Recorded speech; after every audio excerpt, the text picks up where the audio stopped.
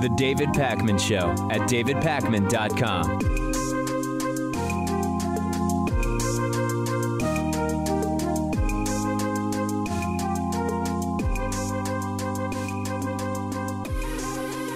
So I might regret doing this story, but I do think it's worthwhile, and I think it's the type of thing we really should be doing every once in a while. You might not have heard of rising conservative superhero Candace Owens. She's been making the rounds on lots of the online talk shows. I think she's appeared some places with Dave Rubin, maybe Jordan Peterson. I'm not totally sure about that one. She's being sort of hailed as some kind of unique truth teller who has, I guess because she's black to some degree, broken through the indoctrination that maybe the right feels leads black Americans to overwhelmingly vote Democratic. I don't know, but she has fought her way out of it, and she is now a conservative.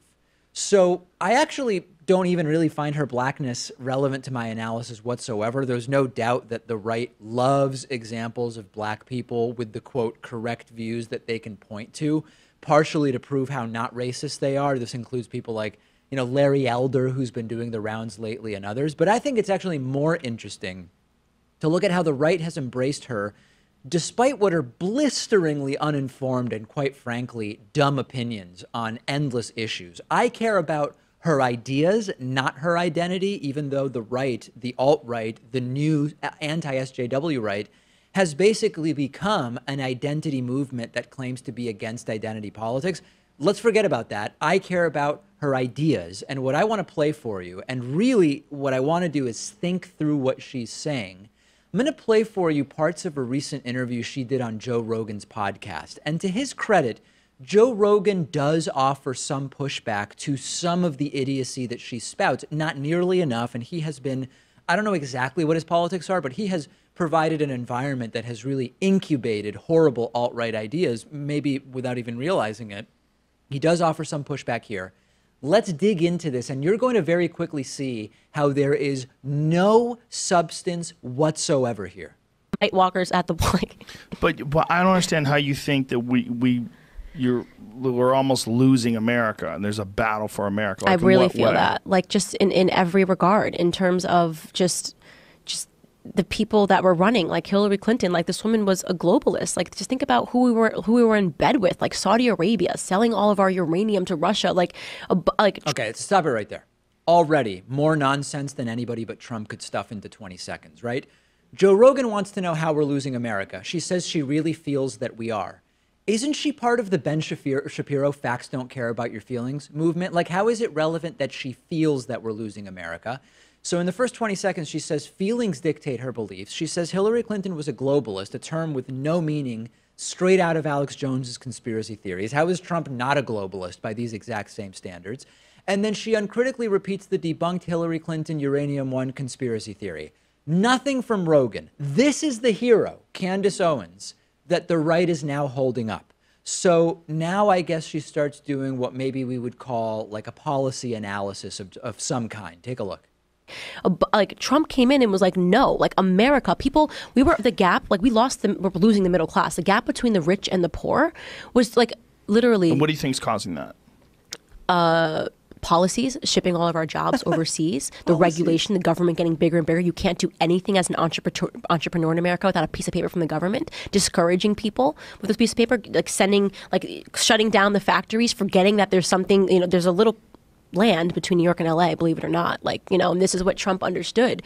These are manic rantings, right? She's throwing 10 things at the wall to see what sticks. It would be great for Joe Rogan to break it down one by one, because then he could say, well, which factories have been shut down and who shut them down? Are you saying the government shut down factories? Was it Obama and now Trump's doing well by not shutting them down?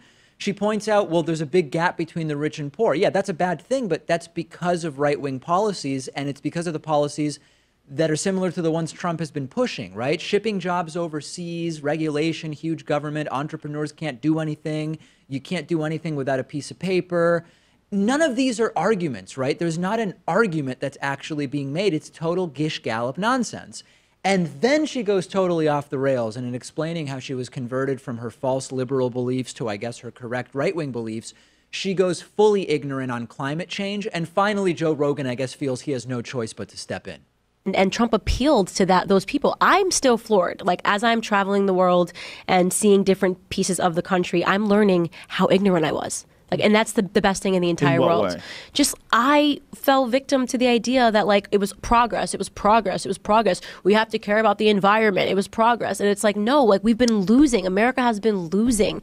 And Donald Trump understood that in a way that I didn't. And I thought, think we have to care about the environment? Like, what do you, no, not even a little bit. Like, not even a little bit? no. Okay, let me clarify this. I don't throw trash on the ground. Oh, Okay? I'm not okay. saying, like, we need to, like, trash the environment. Like, but do I believe in climate change? No. You don't? I'm not saying throw your trash out the window, but I am saying that climate change is fake. So then we get into this in more detail, right? Joe Rogan says, let's explore that, and this is how it goes. You don't believe in climate change? Well, I think the climate always changes, I guess is what I should say. Do I believe that this is, like, an issue that is being, that is global warming, which they've changed conveniently. They got rid of the word once scientists started disproving it. Now they only say climate change.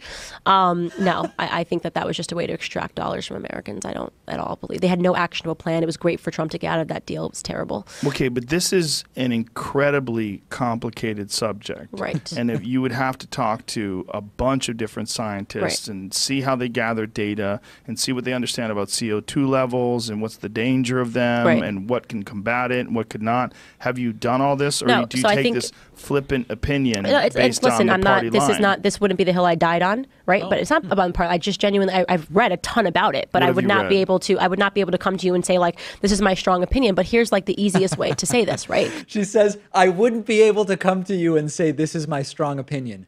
She just said definitively that she thinks the entire climate change consensus involving 99.96% of climate scientists is a hoax to extract money from Americans, but she's not going to go to Joe and say she has a strong opinion on the issue. What? New conservative hero, Candace Owens. She has said nothing in the first couple of minutes of video I've played for you here other than spouting conspiracy theories and saying she doesn't trust climate scientists. And then here is the gold mine. Okay. The fact that there is a disparity in the science community about whether or not it's real is enough to... It's very little. Yep. Very little disparity. Most scientists, the vast majority, agree that human beings are negatively affecting climate change. Yeah. The vast majority. Yeah, I just don't think so. So you think that the very few scientists that disagree with the consensus are the ones that are correct? Well, I think if something is...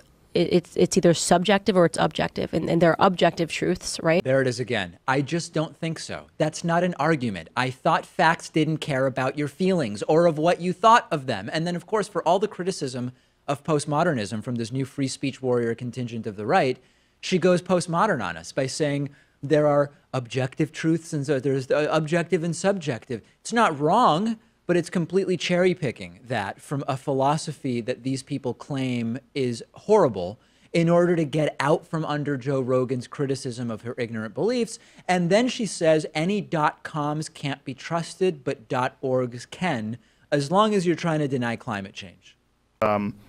Dr. Robert Schock. In 2014, the vast majority, 87% of scientists, said that human activity is driving global warming, yet only half the American public ascribe to that view. So, well, what website is 87%, and this is Scientific American. Yeah. Yeah, .com though, like, 'cause that means it's making money. I don't trust that. If it was a .org, I would probably take that. But this is just a random website, and I don't trust Scientific American is not necessarily a random website. Right. Yeah, I don't believe this, like, at all. Just so you know. You don't believe it, like, at all? I genuinely don't believe it. I know you do, but I genuinely don't believe it. If she doesn't believe the claims about climate change from anybody that's making money, then she has to stop believing all those climate science denying scientists who are paid by the fossil fuel industry. She has to deny any claims about climate change from for-profit companies like the fossil fuel companies themselves. These are not arguments. And an interesting question for her would be, you don't believe scientists, you don't believe .coms, you really think it's not real. What would change your mind? What would change your mind? And it just goes on and on like this for a very long time. I'm not going to play. How long was this entire interview, Pat? Was it like hours long? Oh, it's a 3-hour show. Yeah, there's a lot there. We're obviously not going to do that, but I will play one other moment for you where she seems to be arguing that opinions are by definition uninformed. And that's actually what's at the crux of a lot of the silly intellectual dark web and free speech warrior movement. Take a look. But that's why I said that's the whole point. But you're saying you don't believe it. I don't. Yeah, I would have to have someone sit down and convince me that it was real. I personally don't believe it. That's okay. But why? It's good to start at a place of not believing something. No, it's not. You think you should start with believing everything? No, it's not believe either or. Not believe yes, not believe no. Yeah. But don't say you don't believe. Yeah. Learn about it. Yeah. Learn about it and then have an opinion. But you're stating this opinion without having any real understanding of what climate science is. But that's exactly what an opinion is. I'm not going, like I said, if you said that, Candace, you went on to 10,000 college campuses and you said that global warming wasn't real, then we'd have a problem. You and I are just having a conversation. Joe Rogan says you're stating an opinion without having any justifying evidence for it. And she says that's what opinions are. There is this conflation of healthy skepticism with the distrust of science, combined with the idea that all opinions are just equally someone's feelings about something, right? And that's how you get to Candace's opinion that climate change isn't real, is the same as a climate scientist's opinion based on all the data that climate change is real and caused by humans.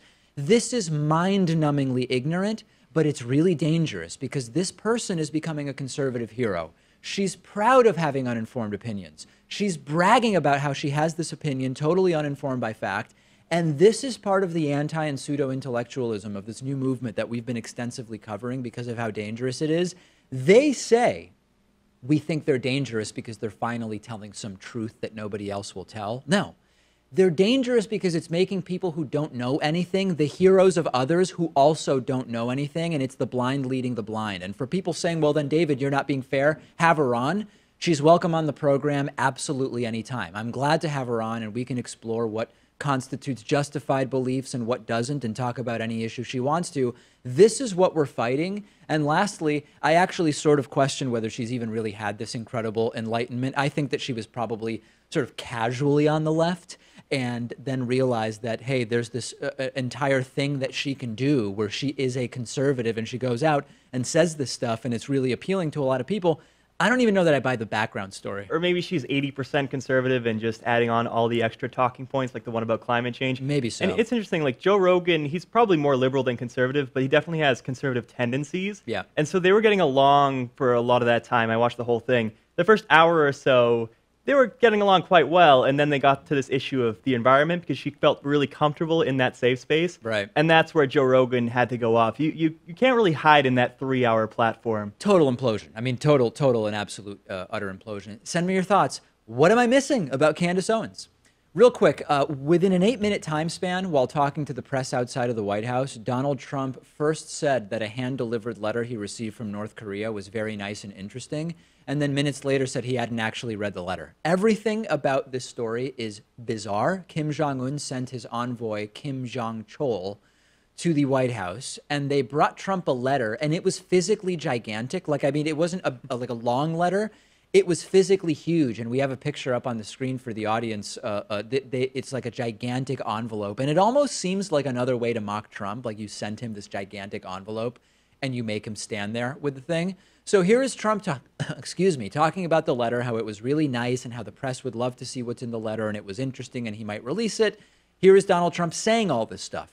The letter was given to me by Kim Jong-un, and that letter was very nice letter. Oh, would you like to see what was in that letter? Would you like? How much? How much? How much? Why don't you give us the flavor of what the letter? It was a very interesting letter, and at some point it may be appropriate, and maybe I'll be able to give it to you. Maybe you'll be able to see it, and maybe fairly soon. So, a very nice letter, an interesting letter. Soon I might release it. Wouldn't you like to see what's in it? 8 minutes go by during the same interview, and he's asked, "What's your response to the letter?" And now he says he hasn't read the letter. What was your response to the letter? Did you send anything back? No, I didn't. I haven't seen the letter yet. I purposely didn't open the letter. I haven't opened it. I didn't open it in front of the director. Right. I said, would you want me to open it? He said, you can read it later. I may be in for a big surprise, folks. So he has no idea what's in the letter because he didn't read it just minutes after teasing the press with, it was very nice, it was super interesting, and you would love to see this letter. This has to be a guy who's not all there mentally, right? Because there's nothing to gain by first either lying about having read it or later lying about having not read it. It's idiocy or dementia or some kind of serious emotional problem. I don't know how else I can explain this. Unless, he was saying that it was a lovely and interesting letter. He meant the aesthetics of it, just or the from fact the outside. that there was such so a letter. big. Yeah, I don't know. Like that the presence of the letter was interesting. But he clearly was saying at first, when he was asked what was in it, he said it was very interesting. He didn't say, I don't know what was in it because I didn't read it. Minutes go by and he didn't read the letter, so he couldn't possibly tell you what his response is going to be. These would be disturbing statements from any adult human, never mind a president of the United States. Let's take a quick break. I'm on Twitter at @dpacman. Follow me there. The David Pakman Show at davidpakman.com.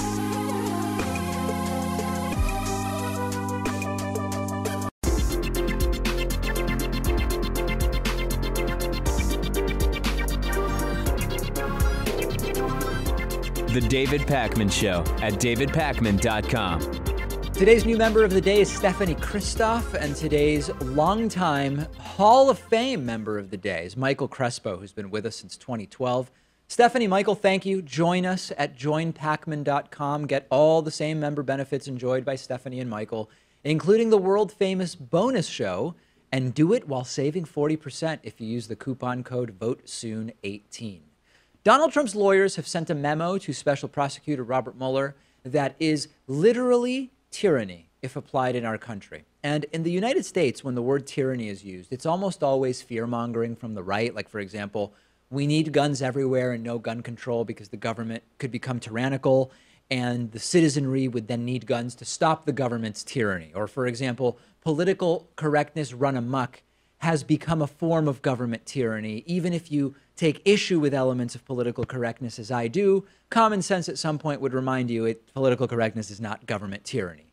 But Donald Trump's lawyers have sent a memo to Robert Mueller that is indicative of literal tyranny in terms of the view of the president's power in the United States. And the letter relates to the president's ability to do whatever it is that he wants with no consequences. And we've been trying to figure out what would happen if Trump forced the Mueller investigation to end? Or what if Trump fired Mueller? Or what if Trump refused to be interviewed by Robert Mueller? Or did Trump obstruct justice by firing James Comey? Did he tamper with witnesses when he tried to get Attorney General Jeff Sessions to unrecuse himself? And the answer, according to the memo written by Trump's lawyers, is no to every single one of those questions, because the president can do anything with no consequences, period, full stop. And the New York Times broke this memo over the weekend.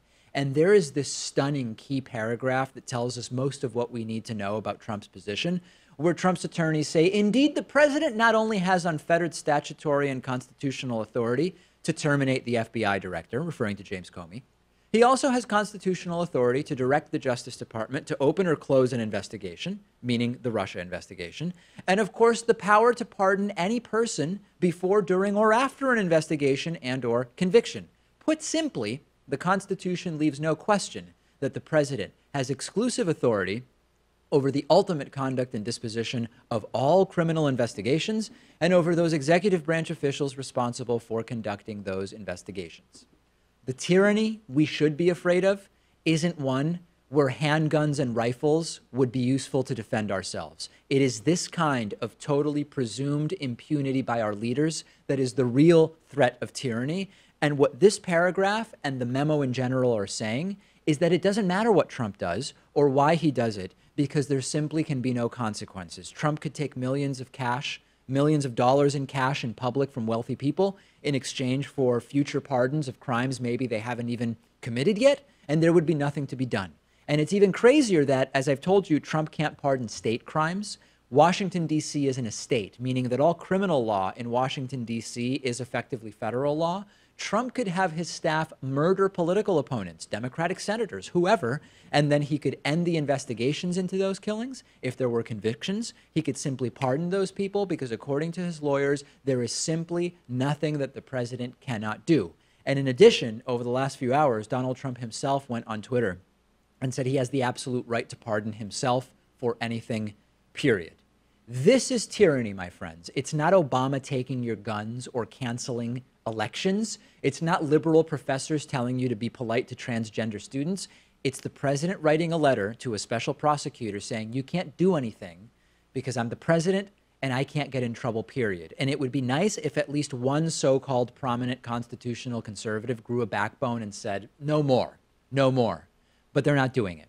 Did the president obstruct justice by firing Comey? No, not because he didn't, but because he can do whatever he wants to stop investigations, according to his lawyer. And people are talking about a possible constitutional crisis if Mueller says, here's a list of crimes we think Trump should be indicted for. And the Justice Department or Congress say, we're not going to do anything about it. People are saying that could be a constitutional crisis. Constitutional crisis should be now, because we have a president who's taking a position that he simply cannot get in trouble for anything, that he is literally above the law. That's a constitutional crisis. And from a practical perspective, this is a pretext to fire Mueller with no consequences. This is a pretext to dictate the end of the investigation. This is a pretext to never sit down with Robert Mueller. And this is not how innocent people behave. I don't know how many times I've said it, but I keep going back to that. Innocent people don't behave this way. This is the attitude of tyranny. And Trump is everything that Republicans were screaming Barack Obama would be, and obviously wasn't. And Trump is running the exact kind of government that the right says we need weapons to protect ourselves from. Except sadly, the pistols and the rifles wouldn't do anything when this is what's going on. So now I want to talk about a more specific reaction to Trump's tyranny letter. We already talked about the sort of legal argument being made by Donald Trump's lawyers as to why he is literally tyrannically above the law. Now, to put a sort of cartoonish spin on it, Trump's lawyer, Rudy Giuliani, is straight up saying that not even the president shooting James Comey would bring consequences, okay? He cannot be indicted for murder as president. The first thing would be successful impeachment, and only then could a case be brought against the president, according to Rudy Giuliani. And what this is effectively saying is that as president, the president is legally immortal, for lack of a better term. If and only if you first impeach a president, can you then try to hold them accountable for crimes that they committed as president? And Norm Eisen, who is Obama's White House ethics lawyer, says that this is self-evidently incorrect and that there is actually no blanket protection for presidents from criminal prosecution, period. Does anyone actually believe that this is what the founding fathers intended, a president who could murder people while president and face no consequences? And this is when we've got to step back from nuts like Rudy Giuliani and go to the legal scholars, not Trump's lawyers, but go to the legal scholars. And basically the answer is it's complicated. It's very complicated, but it's definitely not freedom to murder people that the president of the US has, at least not right now. So Rudy Giuliani is correct in one sense, which is you first have to impeach a president to hold them accountable for major wrongdoing related to the job of being president, right? So for things that would be serious enough to warrant impeachment that relate to the president's job as president, colluding with foreign powers in a treasonous way, high crimes and misdemeanors, as the phrase goes, you need impeachment first. That's true. We know that the president does have broad immunity, for example, from deaths resulting from a decision to go to war, right? If you say, hey, you launched a war and 4,000 people died, that's murder. No, the Constitution does provide those protections. Where it gets complicated is prosecution of a president for crimes that they committed before they were president and for crimes committed while being president that don't relate to their official capacity as president. This is not protected based on the scholarship that I've read. So the president can't actually go around shooting people and then say, unless you impeach the guy, you can't charge him with murder. That appears to not be the case. Now, there's an obvious question, which is, well, where is the line between an official act and a non-official act by the president? I admit that there's a blurry line, but the murder of individuals with a gun would not be protected in the way that Rudy Giuliani is claiming, based on everything that I've read about this issue. Yeah, and can we just touch on how this is such a gross thing to say? Because Comey is perhaps Trump's biggest political opponent. Yeah. And Trump has an army of sycophants. So, you know, with the president's lawyer saying this willy-nilly, that could inspire someone to take action upon this. I know he's probably alluding to the Trump could shoot someone on Fifth Avenue comment and not lose any voters. But it's not the right thing to say. No, it's we've talked about stochastic terrorism, which is obviously if someone goes and shoots Comey, you're not going to actually get Rudy Giuliani on any kind of criminal charges. But with enough crazy people, sycophants, as Pat is saying, following Trump, it's not completely outside of the realm of possibility that someone might be inspired to do that at this point. In the meantime, send me your thoughts. Send me your best explanations as far as what the answer is to this question. Could Trump murder someone and just get away with it while president? I believe the answer is no. We're working on lining up an interview, actually, with a true legal scholar to explore the answer to this issue more specifically. I believe the answer is Rudy Giuliani is off his rocker and doesn't know what the hell he's talking about. Quick break, back after this. The David Pakman Show at davidpakman.com.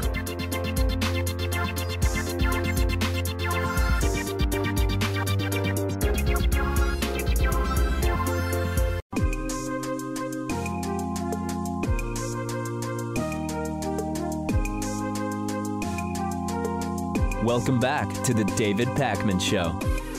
It's a pleasure to be joined today by Richard McGowan, who is professor at the Carroll School at Boston College. We are going to be talking about sin taxes. We are going to be talking in part 2 of our interview about the recent Supreme Court decision that will greatly expand sports gambling and sports betting on sports. Richard, thank you so much for joining me today. Great to be with you, David. So let's start sort of broadly. I mean, when we are talking about activity that the government has identified as problematic in some way, or activity that the government wants to curb or encourage people not to participate in, one possibility is criminalization. Another is regulation, which includes taxation. Can you give us sort of a general sense of what the issues at play are when an activity has been identified that we want to curb, and sort of what possibilities there are in how we want to manage that? Well, let's just first list the traditional, what we would call sin industries, and add a couple of new ones now. Traditionally, it started out with alcohol, because in the United States, clearly the first thing that was taxed was alcohol, and of course we had the whiskey rebellion from that. Then we had cigarettes, and then finally you had gambling in its own little form. Now, ironically, we're adding marijuana. And in lots of locations right now, soda is becoming almost a sin industry. So you've got things that the government wants. There's usually, and there's at least 2, and then sometimes 3 goals the government wants. One is obviously to raise revenue.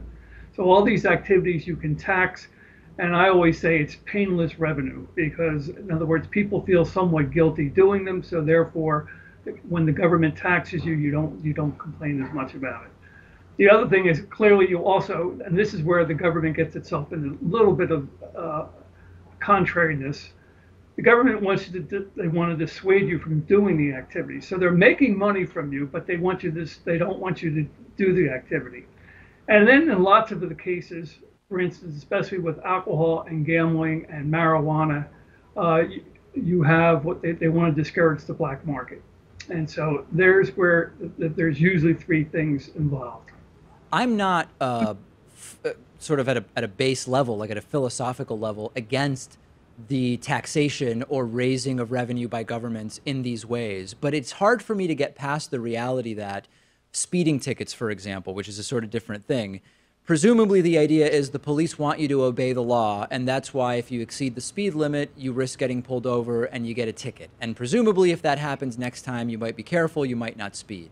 But the police departments do become reliant on that revenue. So on the one hand, it's purportedly a mechanism to get people to behave the way that the government or police want them to behave. But at the same time, if everybody did it, police would have a really hard time funding their operations. And there's a sort of similar dynamic when it comes to some of these sin taxes. How should we interpret that? In other words, does the government really want to dissuade people from doing these things? Well, for instance, for years, the government would raise the excise tax on cigarette just enough that they would make more revenue. But clearly they didn't raise it enough to dissuade people. And it took the whole secondhand smoking situation where people said, the non-smokers finally said, I have rights not to smell the smoking. That's when government then said, you know what, let's raise the taxes really high and let's really now try to discourage people from smoking. So you're right there. For instance, in the alcohol industry, you really nailed it. It's interesting. In the vast majority of states, beer is taxed at a much less rate than distilled spirits. And somehow it's interesting sometimes the government also declares the type of activity that they actually want you to do, even if it is a sin industry. So clearly in most states, the government would prefer you to drink beer and not distill spirits, and wine is considered in between. And let's look at gambling. The government has a monopoly on lotteries, and therefore really what they really would prefer you to do is to spend your money on lotteries. If you have casinos in the state, you only tax them at mostly between 25%. So clearly the gambling dollar from the government's point of view is better, much better. And notice the government does try to make you feel good about betting the lottery, even though it's a horrible bet. When we talk about something like the lottery, or maybe with alcohol, or with any of these, is there a way that, or let me rephrase it in a different way, if the government truly wanted to just get people to stop doing this altogether, what would actually be the action that they would do? Would it be setting the tax so high that it would no longer be a viable business? Would it be full out criminalization, even though we know that with many of these vices, it just creates a black market? It doesn't actually get people to stop. Like, if the government, rather than raising revenue, wanted to actually stop people from engaging in this activity, what would be the most effective means of achieving that? I mean, the problem with raising the tax up too high is the very thing you just mentioned a minute ago, is that you'll create a black market. For instance, with cigarettes, it became let's go back 50 years, David, and it's really kind of interesting. We went back 50 years ago, almost 40% of the adult population smoked cigarettes. And you had one state with a lottery, New Hampshire, and you had one state with casino gambling. And now 50 years later, or 55 years later to be exact, you now have 28 states with some form of casino gambling. 48 states have some kind of a lottery. And notice gambling has been accepted, cigarettes have not been accepted. So what you're getting at there is, can the government, when the government goes after a sin, does it make it culturally not viable anymore? So that's the interesting thing with cigarettes. I mean, they got taxed, and it's almost as if the government said, all right, let's really tax them now, put an end to it, and that way we'll save everyone's health care. But with gambling, we're not going to do that. And so so why gambling is socially acceptable to the government versus cigarettes. But in general, I would say it's going to be taxes. But I also say that the government has to, for instance, with cigarettes, they could start doing a lot more on anti-cigarettes. But I guarantee you they are not going to sponsor anti-gambling ads. You've worked as a consultant to help states look at how they want to regulate casino and lottery operations without obviously sharing private or sensitive information for us. What are the sort of dynamics of those discussions with states? In other words, is the attitude of the states when they're speaking candidly with you, if indeed they are, and I don't know if they will even speak candidly with you, do they say, we don't really think that this is a good thing, but we're going to allow it for revenue purposes? Or sort of like, what's their attitude when they are having these discussions? Well, I think you just nailed it, David. No one is ever going to be saying, I'm pro-gambling. What you say is, people are doing it. We'd like to put the black market or the organized crime out of the business. So therefore, let's get the revenue, and maybe we can do some good with the revenue as opposed to what organized crime could do with the revenue. So let's give you an old story, but it's a very true story. When Massachusetts first started its lottery, how they set up their game, the daily number game, they went and they raided the bookies in the north end of Boston, where all the bookies were, found out how the bookies set up their game, gave a certain amount, they gave better odds than the bookie, and they put the bookies out of business. Ironically, that also forced the organized crime into drugs. So I would probably, your answer is, most people are saying, how do we deal with the addiction issue with gambling? At the same time, people are going to gamble, so let's get the revenue. And is that the same sort of logic you would apply to marijuana legalization? It's exactly the same. Well, the thing with marijuana is it's interesting. Once again, it is the same. You'll want to raise the revenue. You're going to probably try to discourage too many people from doing it. And at the same time, you want to put the black market out. So the big thing with marijuana is, what's the tax rate you're going to put on, so that people would rather go buy it from the state than from organized crime. Let's pause there. We're speaking with Richard McGowan, who's a professor at the Carroll School at Boston College. We'll pick up our conversation with him tomorrow. The David Pakman Show at davidpakman.com.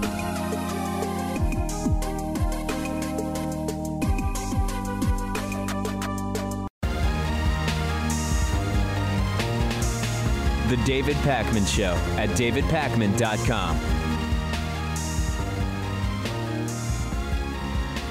We've been talking about the issue of fake news and also propaganda news for a long time now, and I've also been very, very positive for a long time about Elon Musk as an entrepreneur, about Tesla, SpaceX, so on and so forth.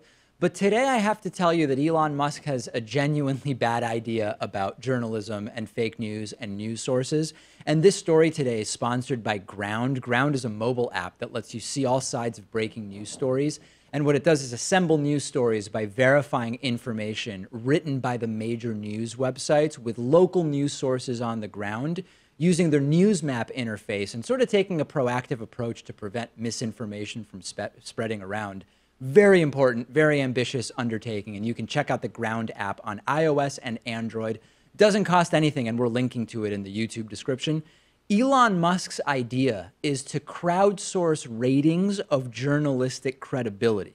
And he went on Twitter and accused journalists of a sort of holier-than-thou double standard and also blamed the media for getting Donald Trump elected.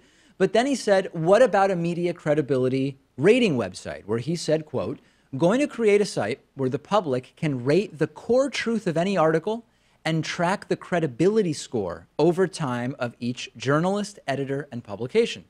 Thinking of calling it Pravda, even if some of the public doesn't care about the credibility score, the journalists, editors, and publications will. It is how they define themselves. And the way that it would work, I guess, is that the public would rate the truth level of any article, and it would start to assign credibility scores to individual journalists or editors and publications. And there are good motivations here, right? He clearly wants to hold media accountable. He wants to establish a way to differentiate between actual news reporting and propaganda news and fake news, all three of which are different things. The problem, in a way, is that the biases of the people visiting the website and doing the rating are going to skew the rankings of the media outlets, and you're going to effectively end up with the exact same thing we have now, right? If you have right-wingers now who say Fox News can be trusted, you'll have right-wingers going to the website and voting for Fox News as a trustworthy entity because that's what Elon Musk's website allows them to be, and you're going to end up with basically the exact same thing. Now, even if that didn't happen in quite that way, if Elon Musk's website gains the power that Elon Musk wants it to have, wouldn't reporters maybe start writing stories in the way that they predict will get the highest ratings on Elon Musk's website rather than the way that they think is the right way to write the story?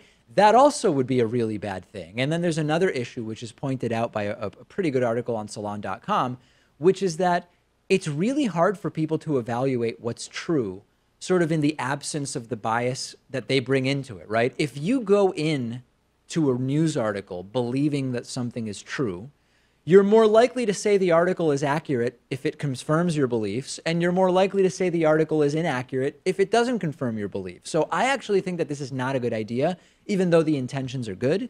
What would be a good way to do this? You know, Trump talked about the government basically saying, we're going to tell you what's the list of fake news and what's the list of real news. That's a disaster, right? The last thing we want is a government running that. I think that the best solution, and it's not a perfect solution, is some kind of non-media, non-government entity which ranks news sources on specific sets of criteria, right? Accuracy of basic facts, hiding opinion journalism within so-called news reporting, proper sourcing. We would establish some set of criteria. How you pay for it, I don't know. How do you ensure that it's done without political bias? I'm not really sure. But I think that something along those lines is the best shot we have at really rating and ranking news sources. Yeah, there are plenty of things you could put up to a vote, like what people like and what they don't like, who they want representing them. But this just isn't one of them because it's not the general public's interest, I guess, to assess credibility, do all that background research, that fact-checking. the average person either won't do it or incapable of doing it because of their implicit biases. Yeah, there's also a self-selection bias because not everybody would even be interested in rating news, right? So you're also going to get massive self-selection bias based on who it is that it would even occur to go on the website and say, I'm going to rank news outlets. So I think that the motivations are fine. The idea is a disaster. And I would love to hear from people in the audience. How would you establish the closest thing to a truly unbiased and absolutely nonpartisan, but also non-governmental, and also the media outlets can't be involved in it. The last thing you want is media outlets being involved in any way in the entity that is going to rank their accuracy. Send me your thoughts. How would you do it?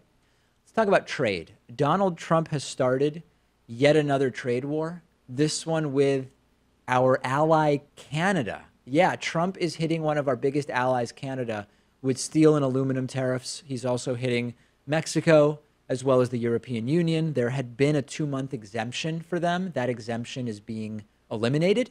The initial announcement came from Commerce Secretary Wilbur Ross. He said that they were doing it, didn't really say much about why, nor what Canada, Mexico, and the EU can or should do to have these tariffs removed. And the EU immediately announced counter tariffs. Canada immediately announced counter tariffs, as well as a total condemnation of the policy. And here's Canadian Prime Minister Justin Trudeau making the announcement. Today, we find ourselves the target of punitive tariffs on Canadian aluminum and steel under pretext of a 232 national security provision. Let me be clear. These tariffs are totally unacceptable. For 150 years, Canada has been the United States' most steadfast ally. The numbers are clear. The United States has a $2 billion surplus in steel trade with Canada. And Canada buys more American steel than any other country in the world. Indeed, we account for half of U.S. steel exports. Canada is a secure supplier of aluminum and steel to the U.S. defense industry, putting aluminum in American planes and steel in American tanks. That Canada could be considered a national security threat to the United States is inconceivable. These tariffs are an affront to the long-standing security partnership between Canada and the United States, and in particular, an affront to the thousands of Canadians who have fought and died alongside their American brothers in arms. I want to be very clear about one thing. Americans remain our partners, our allies, and our friends. This is not about the American people. We have to believe that at some point, common sense will prevail. Yeah, I wouldn't be so sure about common sense prevailing when Trump is still in the White House. Remember when we had a leader that could speak coherently and eloquently? It wasn't that long ago, right? But it's still jarring when you see Justin Trudeau compared to Trump. But at least we can still be friends. That's a good thing. I guess that's what he's saying with the people anyway. Canada has immediately announced they are putting dollar-for-dollar tariffs on American steel, aluminum, whiskey, orange juice, other food products, and other products. In total, the dollar amounts will be the same. Again, these are dollar-for-dollar tariffs, and this is already hurting American business. There are architectural firms reporting that the price of domestic aluminum plates has gone way up. This is something they are experiencing as a result of the China tariffs. Now it's going to get even worse. Trump says he's all about the real estate industry, the construction industry. This hurts those industries directly. I have a friend in the concrete business who's being hurt by the tariffs, says it's going to get even worse because of this, because of what are called the costs of complementary goods. Like when you put a tariff on steel and aluminum and the cost of construction goes up, and people do less of it, complementary businesses like concrete for pouring foundations, for example, start to get hurt. Not all of this is from the tariffs themselves, because not every element of these tariffs have been enacted. But what starts to happen is when the tariffs are announced, businesses will start pre-buying some of the materials that will become more expensive, and that drives the prices up. And it's not just Canada responding. Mexico has also responded, according to the Associated Press. Mexico answers U.S. tariffs with its own on products including pork bellies, grapes, apples, and flat steel. Just you wait until avocados from Mexico cost $6 each. The hipsters will rage, And this trade war stuff has become basically a geopolitical penis size contest. Trump doesn't understand trade. This is not going to be good for the American people or for American business, period. It will be bad for jobs. It will make things more expensive for Americans. And George W. Bush tried some of this nonsense, lost a bunch of jobs, then ended up kind of backing off of it. And Trump may not have the same sense or common sense or shame, I guess, that Bush ultimately decided to consider when backing off. But this is a government that is sort of government by ADHD, or government by Fox and Friends, or government by incompetence, or some combination, right? I don't know exactly what to call it. The summit with Kim Jong-un is on, then it's off, then it's back on. Tariffs are on, but Canada's exempted, but we're canceling the exemption, so we actually are going to tariff Canada. There's this this delusional element. I'm getting choked up because this is so insane. There's a delusional element to Trump's policy that is incredibly dangerous. And if there was ever a case for using the 25th Amendment for the removal of a president, it's this continued erratic nature of bad policy enacted on a whim and eliminated just as quickly, which has made the United States once again a laughingstock around the world. And the trade war cannot be won. Trump can't win this, okay? This doesn't mean that I don't recognize some of the destructive elements of so-called free trade policies over the last 30 years. Given where we started at the beginning of Trump's presidency, getting in a trade war with Canada is not something that's going to be good for us or our economy or the American people. It's absolutely pathetic and embarrassing. We've got a voicemail number. That number is 219-2-DAVID-P. Let's take a listen to the voicemail that came in. David, my man, long-time listener, first-time caller. I was just wondering, how do you keep such a trim figure? I mean, you don't look like you work out, but you don't look like you don't work out. What's your secret? Anyway, let us know. Okay, thanks. Bye-bye. How do I keep such a trim figure? Listen, I do work out, but not a crazy amount. I guess that's how I keep a trim figure. I eat mostly, what do I eat? I eat mostly food. No, I don't know. I have a balanced diet. I don't have a lot of unhealthy food.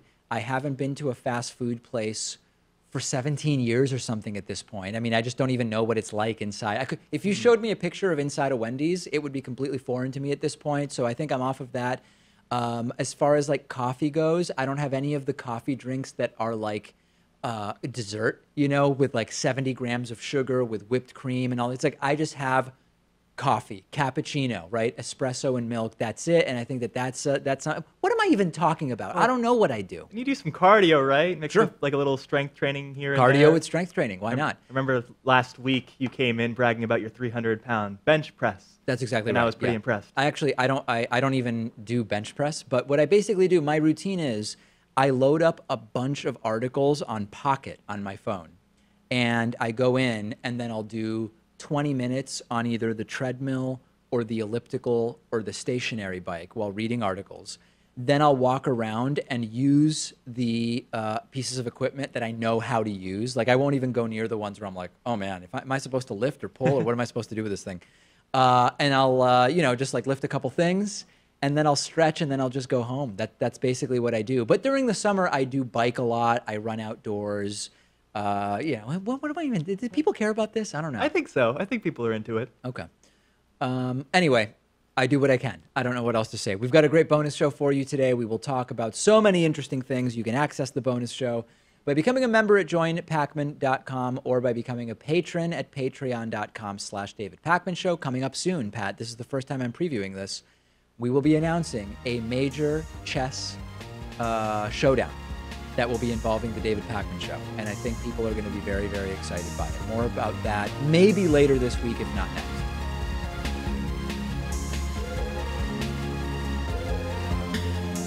The David Pakman Show at davidpakman.com.